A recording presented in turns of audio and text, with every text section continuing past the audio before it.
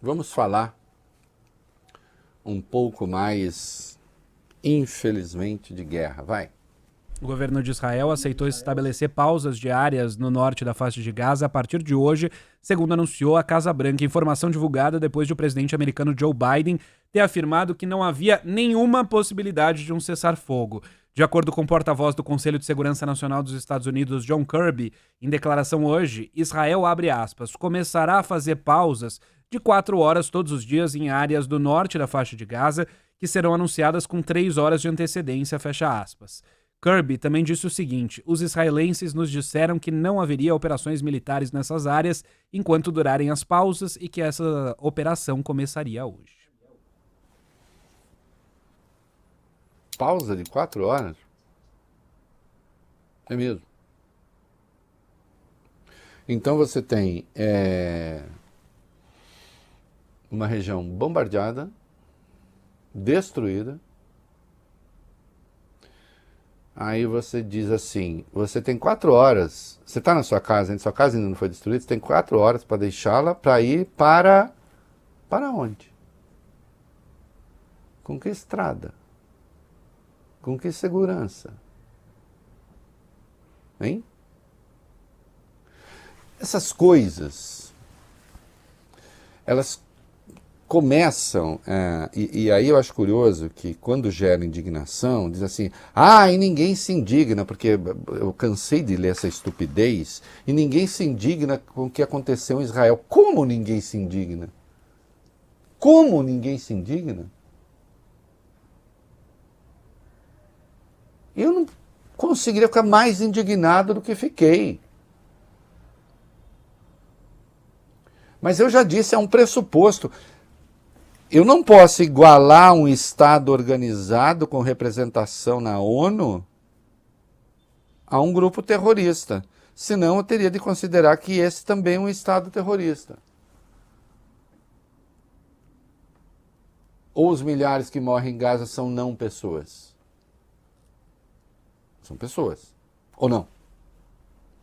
Ou são pessoas de segunda categoria?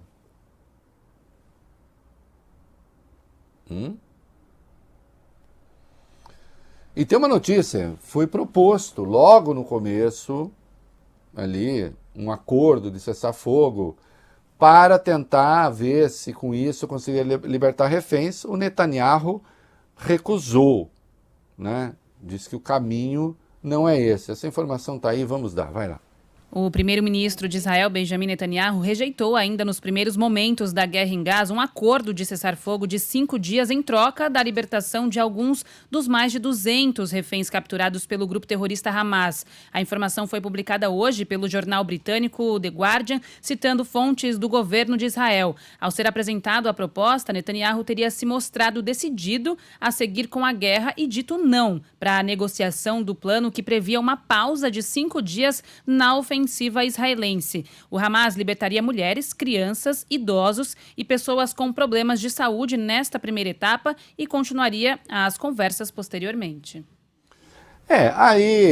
Veja só, sem entrar no mérito, eu estou explicando a lógica do Netanyahu. A lógica do Netanyahu seria como uma espécie de legitimação do uso de refém para negociação, que foi isso que eles fizeram.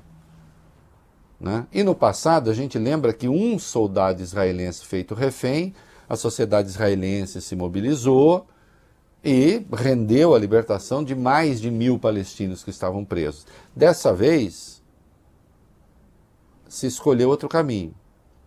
Agora, continua a ser inaceitável e será inaceitável que seja o caminho do ataque indiscriminado.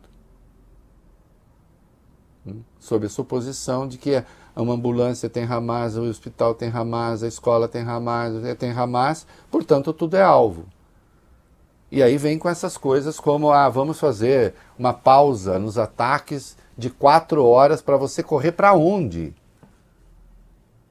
Em 4 horas? Para o sul de Gaza? Mas tem bombardeio no sul de Gaza também. Nós vimos Canhunes, onde está lá o pai das meninas brasileiras que vem para cá, felizmente agora, tomara que venha no domingo, mostrando, o bombardeio está ali, ó. E aí a gente tem coisas absurdas, como isso que vocês vão ver agora. Hamas continua terrorista. Eu nunca faria negociação com o Hamas. Eu nunca faria acordo com o Hamas. Eu nunca humilharia a Autoridade Nacional Palestina que renunciou ao terrorismo. Fizeram isso outras pessoas, não eu. Só para deixar claro com quem se está falando. Agora, olha isso, ouçam isso aqui, vai. O comandante israelense Moshe Tetro disse hoje que não há crise humanitária no território palestino, mesmo depois de mais de 10 mil pessoas serem mortas em Gaza.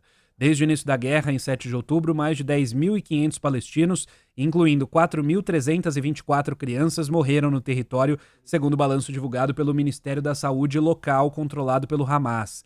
Aproximadamente 1.500.000 habitantes da região foram obrigados a deixar as respectivas casas. No entanto, o comandante Tetro, do órgão do Ministério da Defesa israelense, que supervisiona as atividades civis nos territórios palestinos, disse que para ele a situação não é uma crise humanitária. Ele falou o seguinte: sabemos que a situação civil na faixa de Gaza não é fácil, mas posso dizer que não há crise humanitária em Gaza.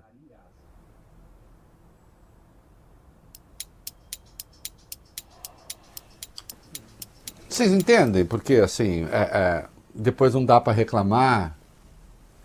Isso não tem nada a ver com antissemitismo. Antissemitismo é outra coisa. Antissemitismo é uma doença do espírito que só precisa de um pretexto para aparecer. Eu estou falando de indignação com esse tipo de coisa. Então, vamos lá. Tem esse número de mortos. Morreram mais de 50 funcionários da ONU. Morreram quase 40 jornalistas. Isso assim, eu estou pegando profissões específicas. Que ao pegar profissões específicas, eu estou dizendo que a morte é generalizada. E deve ter morrido terroristas também. Aí é uma região que não tem água. Tem que lutar muito por água.